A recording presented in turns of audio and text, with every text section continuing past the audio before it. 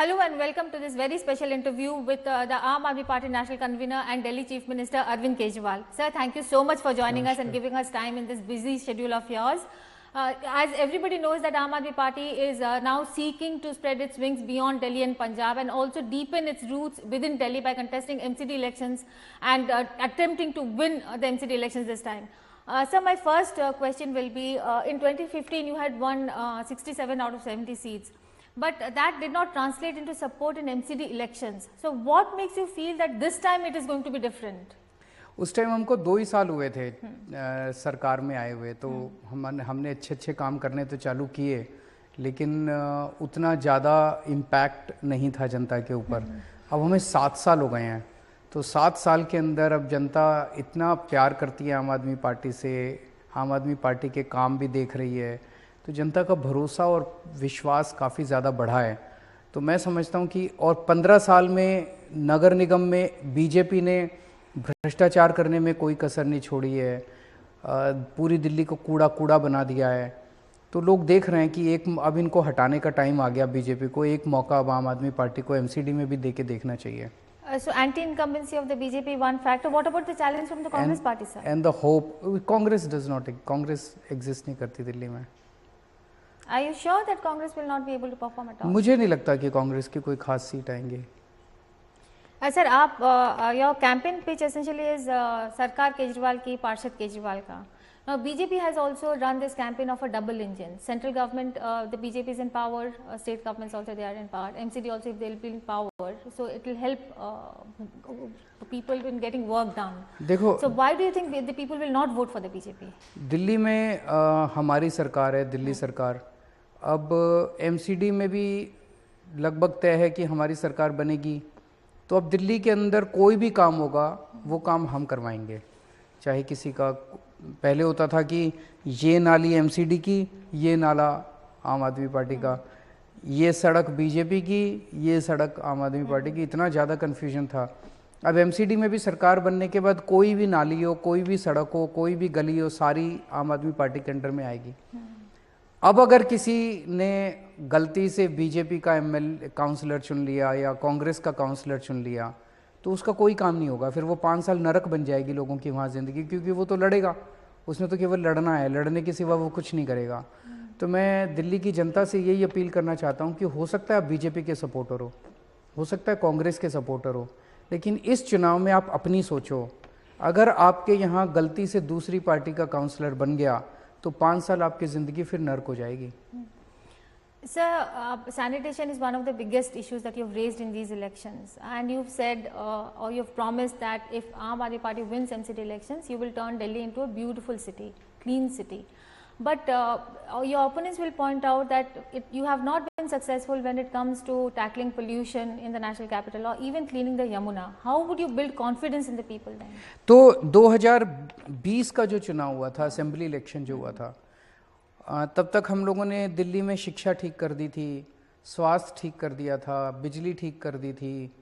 तो तब मैंने बोला था 2020 में कि मेरे को 5 साल दे दो, अब ये पोल्यूशन और यमुना का जो है, यमुना का पोल्यूशन, एयर पोल्यूशन, इसको भी मैं ठीक कर दूंगा। और मैंने लोगों से 5 साल मांगे थे कि 2025 के चुनाव तक अगर यमुना साफ ना हो तो मेरे को वोट मत देना। तो मैं 5 साल लेके आया हूँ 2020 में। तो ये वाला चुनाव यमुना के पोल्यूशन का चुनाव नहीं है, ये दिल्ली की गंदगी का चुनाव है, दिल्ली के कूड़े का चुनाव है, दिल्ली की सफाई का चुनाव है। तो इसमें हम लोगों से कह रहे हैं कि हमें एक मौका दो। इन्होंने 15 साल में नहीं किए, अब चेंज बदलने का टाइम आ गया है, तो एक मौका दो, हम कूड़ा साफ करके दिखाएंगे। Sir, another issue that you are targeting BJP on is corruption. Aam Aadmi Party has run a campaign saying that MCD is the most corrupt, organization. BJP is also targeting you on corruption. JP Nadda, for instance, the BJP president has said that Aam Aadmi Party is drowned in corruption. So in this case, where both political parties are targeting each other on similar plans, where does the people go? Delhi के एक आम आदमी से पूछ लो कि corruption कौन करता है। जैसे कल मैं 2-3 दिन पहले ट्रैफिक लाइट पे रुका, तो एक खिड़की खुली थी, एक महिला ने आके मेरा हाथ पकड़ लिया, कहते हैं सर 50,000 रुपये ले गए ये लोग मेरे से लाइसेंस के। शी इज़ अ ट्रेडर, वो व्यापार करती है कोई, और कहते लाइसेंस नहीं दिया इन्होंने मेरे को। पूरी दिल्ली के अंदर इन्होंने लोगों को लूटने में कोई कसर नहीं छोड़ी। एमसीडी के अंदर एक भी काम बिना पैसे के नहीं होता। और उधर दिल्ली सरकार देखो, दिल्ली सरकार के अंदर ट्रांसपोर्ट डिपार्टमेंट सब कुछ ऑनलाइन हो गया, आपके लाइसेंस ऑनलाइन बनते हैं, ट्रांसपोर्ट डिपार्टमेंट को ताला लगा दिया। एसडीएम दफ्तर में पहले कितनी करप्शन होती थी, सारी करप्शन बंद हो गई। तो मैं लोगों को विश्वास दिलाता हूं कि दिल्ली में एमसीडी में जब हमारी सरकार आएगी, एमसीडी को बिल्कुल भ्रष्टाचार मुक्त करेंगे। सभी व्यापारियों को, किसी व्यापारियों को रिश्वत देने की ज़रूरत नहीं पड़ेगी। रेडी पटरी वालों को रिश्वत देनी पड़ती है, उनको कोई रिश्वत देने की ज़रूरत नहीं पड़ेगी। आपके सारे काम ऑनलाइन होंगे, आपको दफ्तर जाने की ज़रूरत नहीं है, दलालों के चक्कर काटने की ज़रूरत नहीं है। जैसे दिल्ली सरकार के अंदर हमने करप्शन ख़त्म कर दी, ऐसे एमसीडी के अंदर भी हम पूरी करप्शन ख़त्म कर देंगे। मुझे लगता है 4-5 महीने से ज़्यादा नहीं लगेंगे ये करने में। Sir, your opponents would again ask when, especially when there's a scam in Delhi, alleged scam on the liquor policy, and then one minister is still in jail. How will people believe that your anti-corruption plank is still intact? Has that image not been sullied, sir? नहीं, उसमें कोई ये रोज उलट सुलट कुछ कुछ ले आते हैं। मैं कहता हूँ कि मैं कट्टर ईमानदार हूँ। अब ये लाइन बोलने की पूरे देश में किसी नेता की हिम्मत नहीं है भारतीय राजनीति में। तो ये क्या कहते हैं, रोज मेरे ऊपर कीचड़ फेंकते हैं, रोज कीचड़ फेंकते हैं। ये कहते हैं नहीं नहीं, ये हमारे जैसा ही है। ये कहते हैं हम तो करप्ट हैं, ये भी हमारे जैसा है। एक भी चार्ज किसी भी केस में प्रूव नहीं कर पाए। मनीष सिसोदिया के केस में इन्होंने कहा 10,000 करोड़ रुपए खा गया मनीष सिसोदिया, उसके यहाँ रेड की, एक पैसा नहीं मिला। अब चार्जशीट जब फाइल की, कह रहे थे मनीष सिसोदिया किंग पिन है, मनीष सिसोदिया डॉन है, फलाना डिमका। चार्जशीट के अंदर नाम भी नहीं है मनीष सिसोदिया का, मतलब नाम भी नहीं है उसका मनीष सिसोदिया का। तो इसमें पूरा केस फर्जी था। इस तरह के हमारे एमएलएज, हमारे मंत्रियों के ऊपर 167 केसेस इन्होंने किए हैं अभी तक, जिसमें से 135 केसेस में बरी हो गए हैं, छूट गए हैं। कोई ऐसे फर्जी केस कर करके लोगों को परेशान करने से देश आगे तो नहीं बढ़ेगा। So one big promise you've made for MCD elections is empowering the RWAs. You have said that they will be treated as mini parshads. You will empower them politically and financially. But there is a big hurdle because you have to get the approval of the Lieutenant Governor also, like it happened in Mohalla Sabhas. नहीं, इसमें दिल्ली सरकार को LG की approval चाहिए होती है कई चीज़ों में। नगर निगम में एलजी के अप्रूवल का कोई कॉन्सेप्ट नहीं है। नगर निगम की कोई फाइल एलजी के पास नहीं जाती।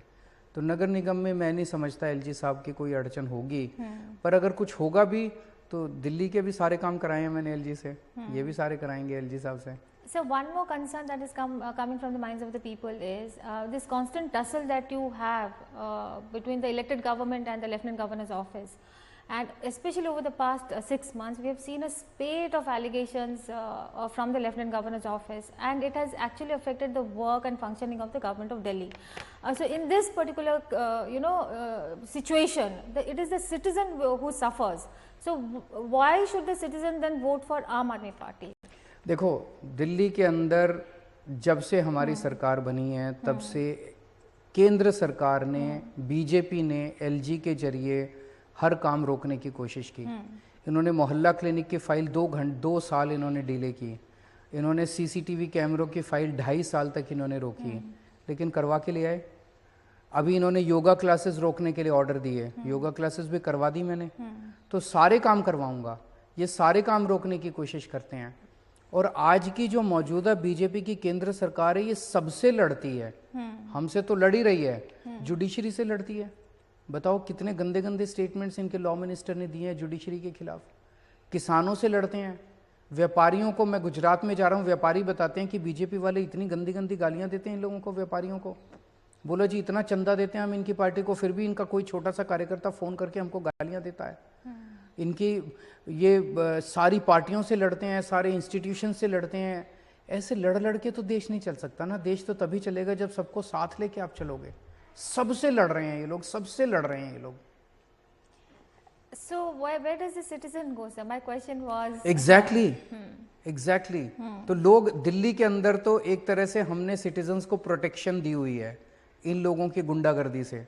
ये जिस तरह से सरकारों के काम रोकने की कोशिश कर रहे हैं, जिस तरह से हर चीज़ में अड़चन अड़ा रहे हैं, थोड़ा सा कई बार डिले हो जाता है। जैसे मैंने कहा मोहल्ला क्लिनिक की 2 साल फाइल रोकी, लेकिन मैं करवा के ले आया। इन्होंने सीसीटीवी कैमरों की फाइल रोकी, आपको याद होगा, मैं, मनीष सिसोदिया जी, गोपाल जी, उनके घर जाके हमने धरना दिया 10 दिन तक, करवा के ले आया। योगा क्लासेस अभी रोकी, मैंने जनता से चंदा इकट्ठा करके योगा क्लासेस बंद नहीं होने दी। तो काम तो मैं सारे करवा रहा हूँ। एक तरह से दिल्ली की जनता को हमने प्रोटेक्टिव कवर दिया हुआ है। लेकिन आपकी बात बिल्कुल ठीक है कि ऐसे अगर ये तंग करेंगे लोगों को, झूठे केस में फंसा देते हैं, झूठे केस करते हैं, झूठे झूठे वीडियो निकालते हैं, बस यही काम है इन लोगों का। देश कब चलाएंगे ये, काम कब करेंगे ये? सबको साथ लेके काम करो ना यार। So one concern again. अब जैसे मैं कहता हूँ कि मैं इतनी गालियाँ देते हैं, ये मुझे इतनी गालियाँ देते हैं, मैं कहता हूँ मैं दिल्ली को एमसीडी में हमें मौका दो, हम दिल्ली को साफ सुथरा करेंगे। इनके नेता कहते हैं हम केजरीवाल की टांग तोड़ देंगे। मैं कहता हूँ कि हमें मौका दो, हम दिल्ली एमसीडी से भ्रष्टाचार दूर करेंगे। कहते हैं हम केजरीवाल की आंख फोड़ देंगे। मेरी आंख फोड़ने से क्या समाधान निकल जाएगा? दिल्ली साफ हो जाएगी। मैं अपने काम गिना रहा हूँ, तुम अपने काम गिनाओ। तुम अपने काम क्यों नहीं गिनाते? 7 मुख्यमंत्री इनके दिल्ली आए हुए हैं। इन्होंने योगी आदित्यनाथ दिल्ली में एमसीडी के लिए कैंपेनिंग कर रहे हैं, जयराम ठाकुर कैंपेनिंग कर रहे हैं, खट्टर साहब कैंपेनिंग कर रहे हैं, शिवराज सिंह चौहान कैंपेनिंग कर रहे हैं, हेमंत बिश्व शर्मा, 17 सेंट्रल मिनिस्टर्स आए हुए हैं, अमित शाह जी आए हुए हैं, जेपी नड्डा आए हुए हैं, हरदीप पुरी, सारे कैंपेनिंग कर रहे हैं दिल्ली के अंदर। जनता इनसे सबसे एक ही क्वेश्चन पूछ रही है, आपको वोट क्यों दें? मैं देख रहा था अमित शाह जी या जेपी नड्डा कोई डोर टू डोर कैंपेनिंग कर रहे थे। जनता पूछ रही थी आपको वोट क्यों दे? आपने एक काम बता दो जो आपने 15 साल में किया। एक काम नहीं बता सकते ये। अगर ये काम कर लेते 15 साल में तो इनको इतने नेताओं की जरूरत नहीं पड़ती। हमने काम किया इतना, हमें किसी को पंजाब के किसी मिनिस्टर को बुलाने की जरूरत नहीं पड़ रही। जनता खुद ही हमारे काम गिना रही है। So one question is, the BJP would say that they have done some work, like for instance, they have constructed parking, lots in various parts also. Prime Minister himself has also given EWS houses to people. In fact, giving houses to the people who dwell in slums is also one of the major plans. Do you think there's a threat from the BJP for the Aam Aadmi Party, especially when it comes to promises like this? Because they've also done it, they've also given houses. Houses कब अभी दिए इन्होंने? 3-4 हजार, वो भी पुराने 15 साल से कंस्ट्रक्शन चल रही थी। तो हर चुनाव के पहले आके ये लोग कुछ ना कुछ नौटंकी करते हैं। पिछले 2020 के चुनाव में मेरे को याद है प्रधानमंत्री जी ने और हरदीप पुरी ने आके कहा था कि दिल्ली की सारी कॉलोनीज रेगुलराइज हो गई, कल से रजिस्ट्री चालू। आज हरदीप पुरी जी ने प्रेस कॉन्फ्रेंस करके कहा है हम दिल्ली की कच्ची कॉलोनी को रेगुलराइज करेंगे। ये क्या है नौटंकी? 2020 के चुनाव के पहले तो तुमने नोटिफिकेशन निकाल दिया था, बोला कि हो गई, आज कह रहे हैं करेंगे। मतलब ये लोगों को बेवकूफ समझते हैं। अभी तक एक भी रजिस्ट्री नहीं हुई दिल्ली के अंदर, कच्ची कॉलोनी में एक भी रजिस्ट्री नहीं हुई। हर बार चुनाव के पहले आते हैं और झूठे झूठे वादे करके नौटंकी करके ये लोग चले जाते हैं। इसीलिए भरोसा नहीं है लोगों को इन लोगों के ऊपर। इनको पता है, जनता को पता है कि जो ये बोल रहे हैं झूठ बोल रहे हैं ये लोग। Sir, my last question is, your minister Satyendra Jain continues to be a minister, even though so many controversial videos have come, come out of jail. How do you defend that? How do you see that? भाई इनके हिसाब से अगर हम करने लग जाते तो 167 केसेस इन्होंने हमारे मंत्री और एमएलए पे झूठे झूठे किए हुए हैं। मैं देखता हूँ, जैसा मैंने कहा मैं कट्टर ईमानदार हूँ। हमारा एक मंत्री फूड मिनिस्टर जब 2015 में सरकार बनी थी कुछ गड़बड़ करते हुए मिला, मीडिया को भी नहीं पता था, विपक्ष को। मैंने उसको निकाल के सीबीआई को केस सौंप दिया। पंजाब के अंदर अभी हमारा हेल्थ मिनिस्टर कुछ गड़बड़ करते हुए मिला, उसको हमने जेल में डाल दिया। अगर हमारा कोई भी बंदा गड़बड़ करेगा, चाहे मेरा बेटा गड़बड़ करे, उसको मैं छोड़ूंगा नहीं। लेकिन ये झूठे केस हमारे मंत्रियों पे करेंगे और एमएलए पे करेंगे और मैं सबको निकालता जाऊंगा, ये तो ऐसे थोड़ी है। फिर लड़ेंगे इनसे हम लोग। My last question, sir, it is what is the road ahead for the Aam Aadmi Party, both nationally and in MCD elections? How many seats do you think you are going to get in MCD elections? हम इस and देश what is the को road ahead nationally? हम इस देश को एक विकल्प की राजनीति देना चाहते हैं। मैं पंजाब गया, मेरा पूरा पॉजिटिव कैंपेन था। दिल्ली के अंदर मेरा पूरा पॉजिटिव कैंपेन था। गुजरात के अंदर भी मैं जाता हूँ, मैं यही कहता हूँ मैं तुम्हारे बच्चों के लिए स्कूल बनवा दूंगा, मैं तुम्हारे परिवार के लिए अस्पताल बना दूंगा। लोगों को यकीन नहीं होता, वो कहते हैं अच्छा राजनीति में ऐसे भी भाषण होते हैं।